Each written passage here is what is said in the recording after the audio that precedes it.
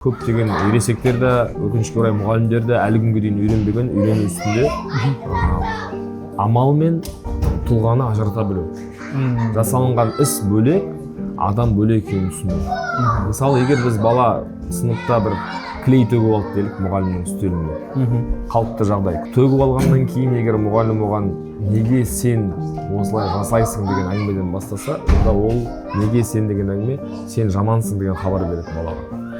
Бала қысылып комплекс пайда болуы мүмкін, одан кейін де ол. Демек, мен жаман болғандықтан мен оған соответствие ету керекпін, значит мен оны қайталаймын деген. Егер біз ол жерде балаға неге сен демей, мына іске айтатын болсақ, мынау іс жаман іс, өйткені бұл қазір компьютердің бұзылуына, кітаптардың бұзылуына, немесе тағы да бір мүліктің бұзылуына әкеледі.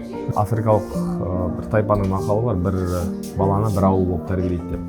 Бірден жүрекке тиді. Шынымен де бір ауыл бір баланы тәрбиелейді, өзінің тәрбиесін көрсетеді. Сондықтан бұл тек қана мектептің шаруасы емес, тек қана мектептің мәселесі емес, бүкіл қоғамның мәселесі.